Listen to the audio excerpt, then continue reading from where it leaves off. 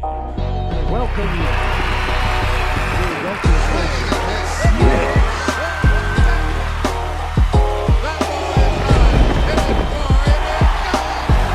We'll do it live. We'll do it live. Case closed. NYY Recaps. It is your destiny. Just when they thought I was out, They pull me back in.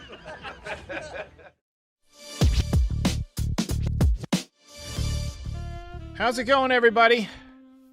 So today is one of those days where you just get the feeling like at large, Yankees fans are very unhappy.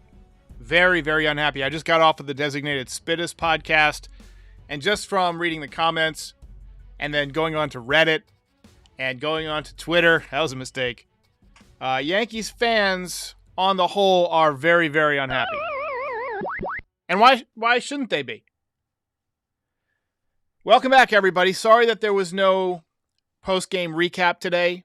Some of you know this, some of you don't, but the other day I spilled coffee all over my desk and I shorted out my main workhorse computer. It's a Mac Studio. Just shorted it right out. So I had to make an appointment at the Apple Store. I went into the Apple Store today. It took most of the afternoon. They're going to fix it. It's going to be costly, but they're going to fix it. But I was kind of watching the game on and off on my phone. I saw, a lot of what Garrett Cole was doing, but the offense mostly was slow while I was watching the game. It was, I believe, 4-1, maybe. When I got home, I was pulling into the driveway, and C.J. Cron was up with a 1-0 count, and the bases loaded. And 2 pitches later, right around the time I was settling in, I flipped on the TV, and the first words I heard were, Bader drifting back, and it's gone. A grand slam. So I knew at that point it was going to be a rough afternoon, rough evening. Yankees did mount a comeback, but ultimately they lost the game. They lost the series to the Rockies. And I think it's time to be honest about who this team is. With each other, me being as honest with you. I always try and be as honest with you as possible. I don't want to crap on the team and be overly negative when they're bad because nobody wants to hear that. But I think it's time to be open with who this team really is. They lost a series to the Rockies. They lost a series to the Cardinals. They lost a series to the Cubs. They were swept by Boston in humiliating fashion. They lost 2 out of 3. Alexa, stop. Oh, Jesus Christ. Hey, Siri, stop. Oh, jeez. You can't even talk anymore in the room or your computer start talking to you. Unbelievable. They got beaten 2 out of 3 by the White Sox. They lost a game to the A's. They're firing their hitting coach in the middle of the season, which is something that they've never done.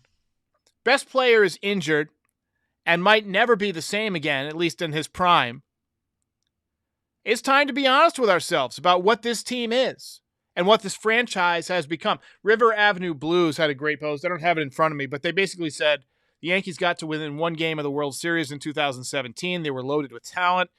They had a lot of money coming off the books. There's no excuse for what this franchise has become.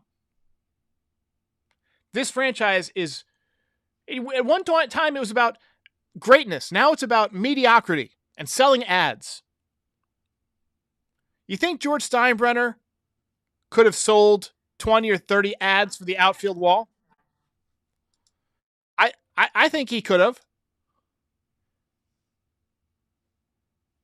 I think it's become all about the mighty buck. Do you think George Steinbrenner would have ever considered putting patches on the uniform? It's difficult to see what this team and this franchise have allowed themselves to become. The only thing that Hal bothers to pay attention to is if people are showing up to the ballpark, attendance, ratings, that type of thing. Until we start voting with our feet and not showing up, we're not going to see any changes. Brian Cashman has become way too comfortable. He's Hal's friend, and he's not going anywhere. I mean, what can we say about Brian Cashman at this point that hasn't been said already? We got a GM who seems completely and utterly oblivious to the fact, or even worse, indifferent to the fact, that this team plays in a ballpark built for left-handed hitters. Left-handed hitters. And so every time a great one comes available, the Yankees pass. Whether it's Bryce Harper, or Corey Seager, or Masataka Yoshida turning out to be great, he comes up with an excuse to pass. Oh, we don't like his defense. Oh, we don't like his attitude. We don't think he'll play well in New York. Oh, we have too many outfielders. We have Aaron Hicks. We have Clint Frazier, yada, yada, yada. Are you kidding me? And then you pay $25 million to some stiff Josh Donaldson. Giancarlo Stanton, look, he's been better the last few days, but I don't think there's a Yankee fan alive who, in hindsight, wishes that the Yankees would have passed, who doesn't wish that the Yankees would have passed on him and signed Bryce instead. Signing Giancarlo was a redundant move, and the team is paying for his worst years now. You're paying for past production. You're paying for the 59 home runs and the MVP. He's not going to be that. You know, they're expecting Rizzo to be the guy from Chicago, but he's not. He's worn out. He breaks down. It's not like these guys have fallen off a cliff either. These guys hit 220, 230 the last few years. DJ, yes, he's fallen off a cliff. They had a good point on the broadcast today that, you know, maybe he didn't actually fall off a cliff. Maybe it was just a bad slump because players usually don't fall as far or as fast as DJ has. And he's hit the ball hard the last few days. So maybe he's turning it around. But for crying out loud, this team doesn't play fundamental baseball. They don't run the bases well. We get two guys in a row thrown out at third base today late in the game in the worst possible situations.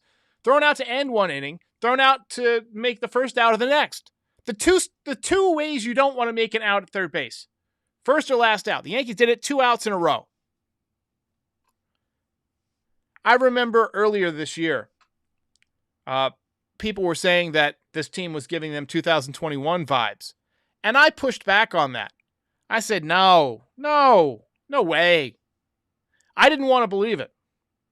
But I apologize to those people now.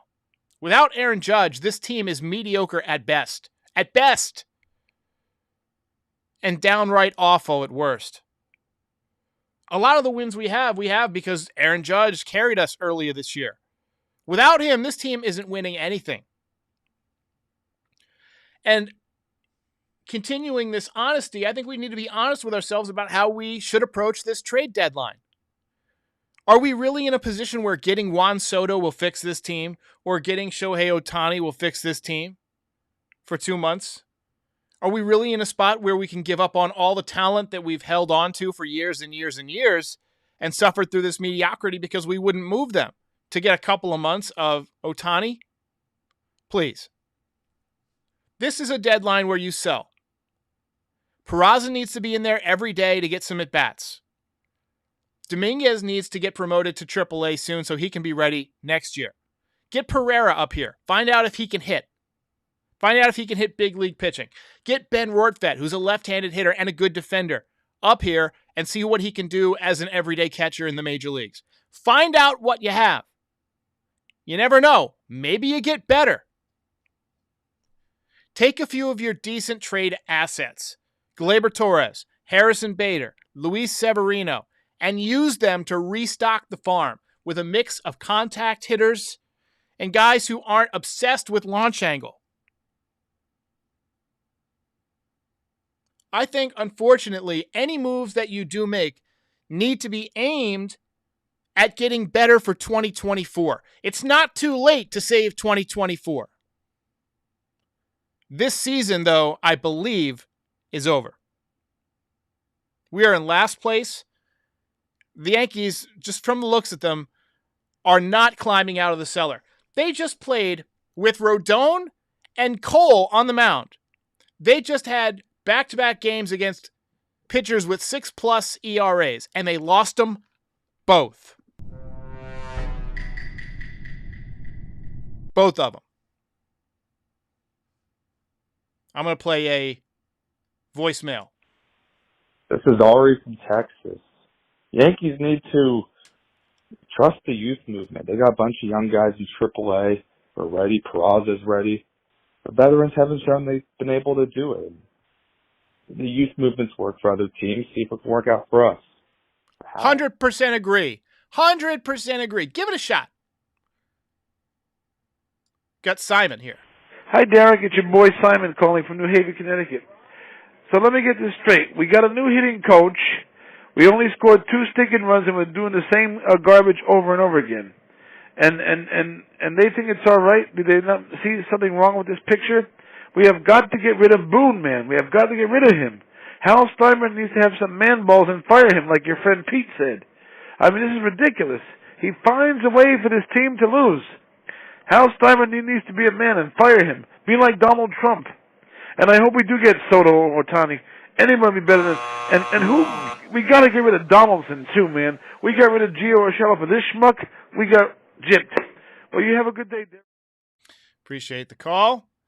Considering everything Trump has ever touched gets run into the ground, I think we'll pass on that. But let's hear about Matt Blake. Hey, Derek, this is Eddie from Charlotte, North Carolina. My thing about what's next for the Yankees is I think either we need to get rid of Matt Blake, which would be unfortunate, but I also think that we need to maybe acquire pitching. I don't know necessarily. I think we need one more starter, maybe a lefty. So I think you're off base there. Matt Blake is one of the few things that's not wrong with this team. Now, in any given season, there's going to be games where your bullpen just doesn't get it done, or your starting pitching just doesn't get it done.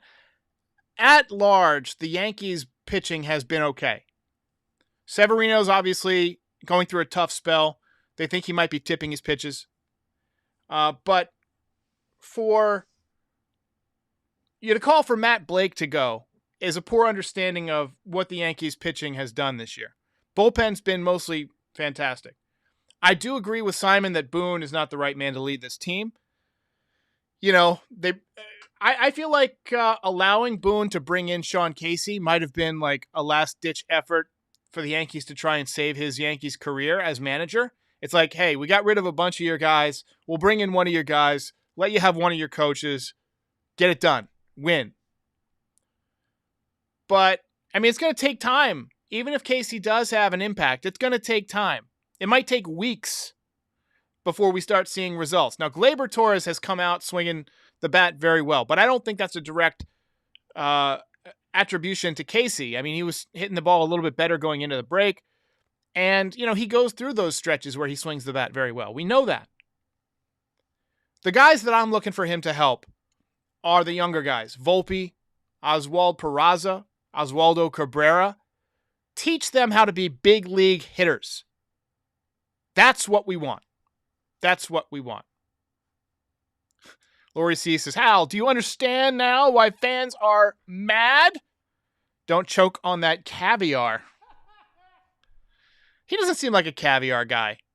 And I don't think I've ever had caviar. I don't think I ever would eat caviar. It just sounds gross. Fish eggs? Yucks. Jason says, Boone will never raise a World Series trophy in pinstripes. I have to say, I wholeheartedly agree. I just don't think he's got what it takes to win with the Yankees.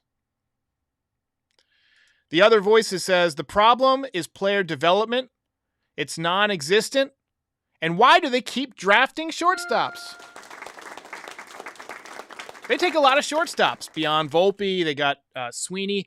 Look, I understand, and I get the rationale of drafting the best possible athlete, and a lot of times they are playing shortstop. That is 100% correct. But switch them off a shortstop. You've got a 22-year-old shortstop.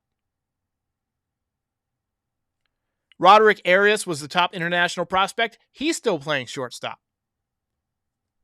Trey Sweeney, first-round pick, playing shortstop. Oswald Peraza lost the shortstop battle in spring training. Still played a lot of shortstop in AAA. I would have stuck him right at second base or third base. Kelly Davis says, I'm still waiting for the last we're working on something big. To be fair, it wasn't the Yankees who said that. It was Michael Kay. Michael Kay said that he heard that the Yankees were working on something big, but they were not. THG says Seager and Harper were born to be Yankees.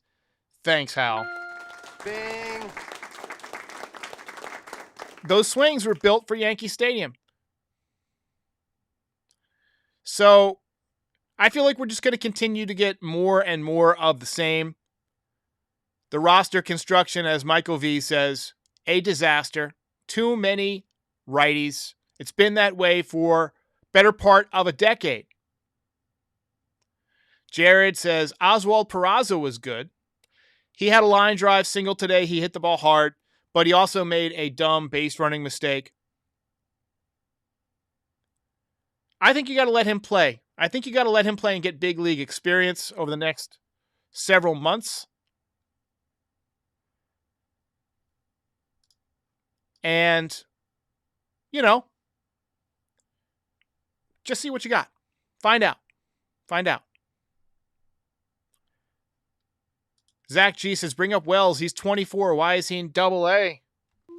Yankees fans or Yankees organization does not trust their young guys for the most part. Tommy Higgs says 2017 was our peak. Feels that way.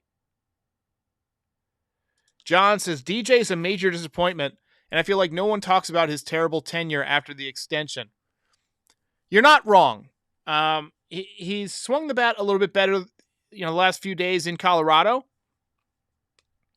But at large, he's been terrible this season.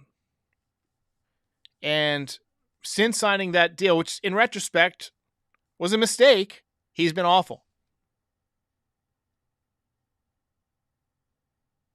A lot of people dislike Michael Kay in here. I'm surprised. I always liked Michael Kay, and I still like Michael Kay. I'm a big fan of Michael Kay. I just wish he wouldn't start rumors like that. To be fair, it got ratings. His show did well. But, hey, can't start a fire like that. Pamela Davis says, Sweeney would be a great third baseman. I've been saying the same thing, Pam.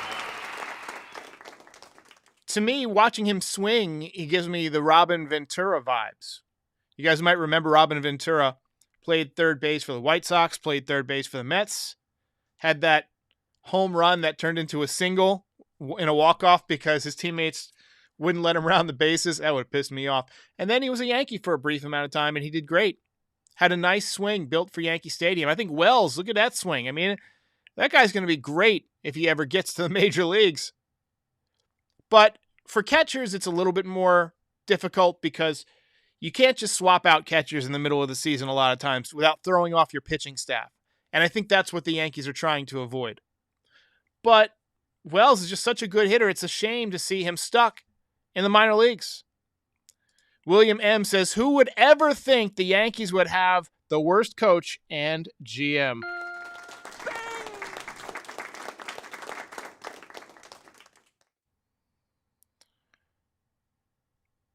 Let's see here. Kelly Davis says, Bellinger might not get us to the playoffs, but it could be a nice addition if it doesn't cost too much. Also, he's going to be a free agent at the end of the season. So is Harrison Bader. You'll have options. You got Dominguez possibly coming up. You got a chance to remake the outfield. I just wish the Yankees weren't stuck with Giancarlo Stanton.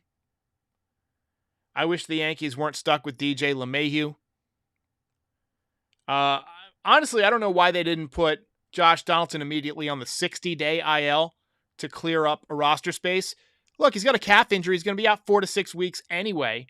That's going to be September by the time he's back. Just put him on the 60-day IL. Get him back for the last 2 weeks. Tommy says, did you hear teams are calling about Arias? I did hear that, and I think he would absolutely be a great trade chip. He's 18 years old, having a good season, switch hitter, #1 international prospect.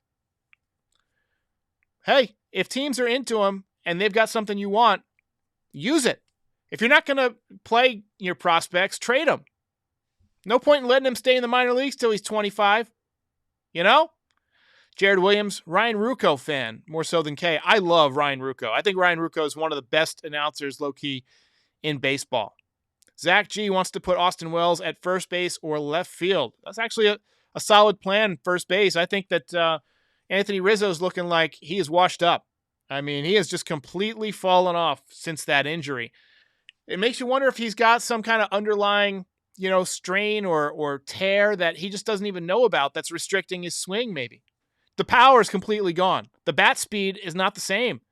Swinging a wet newspaper up there. Jack says maybe some chicken parm will help. I actually had chicken parm yesterday. Yankees won. Had it again today. Didn't work. So we can stop eating chicken parm.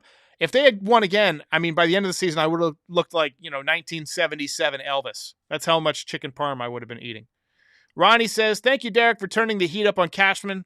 Nobody does it more than me. Appreciate that. I don't know. I think Pete pulls it. Pete's tough on Cashman, too. He's also tough on Boone. He's probably tougher on Boone than I am. I look at Boone and I think, how did they ever manage to win 50 games with this roster? So, I don't like the way Boone manages the bullpen sometimes. I don't like the way he gaslights fans after games. But on and off, I had to choose one to replace. I would rather choose Cashman. It's a little higher up in the hierarchy that it might change. By getting rid of Cashman, you might ultimately get rid of Boone because a new GM would want a different manager, I'm sure.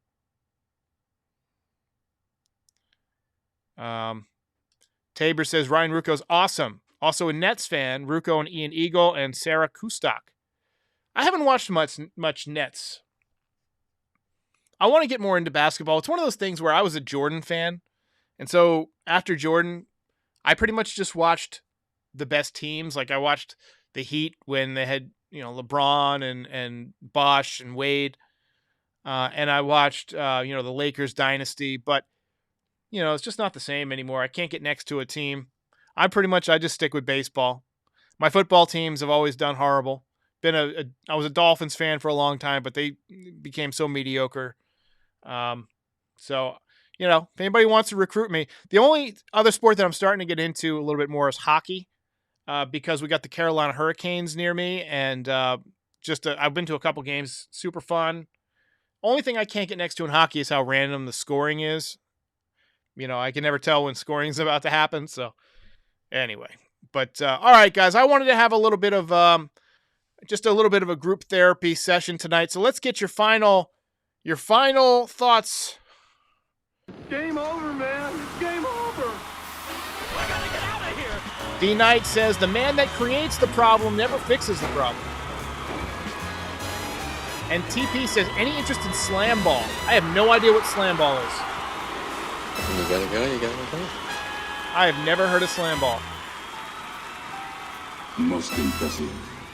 Tommy says Carolina Panthers are on the rise. Riley Moore says the Red Sox have 3 games with the A's coming up. Yeah, there's a solid chance that the Yankees are going to be in last place here coming up pretty soon, and by a good margin. I think they might actually already be in a last place tie. Let me just double check real quick the standings. As of right now, they are tied with the Red Sox for last place. They're both 50 and 44.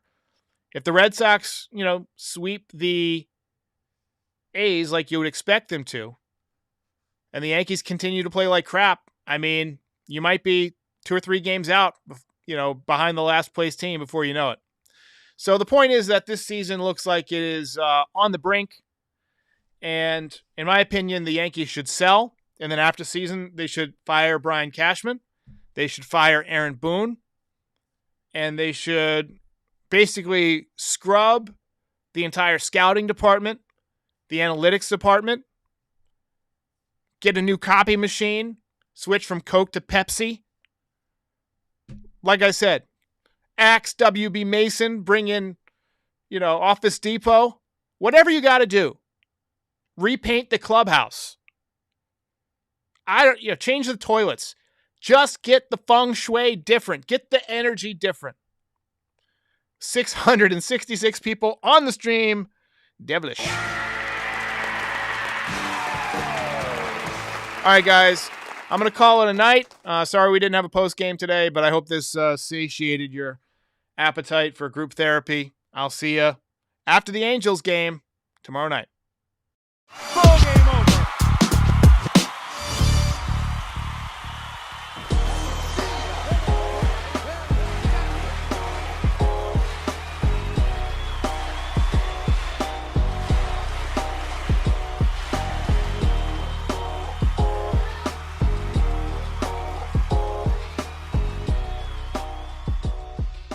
Most impressive.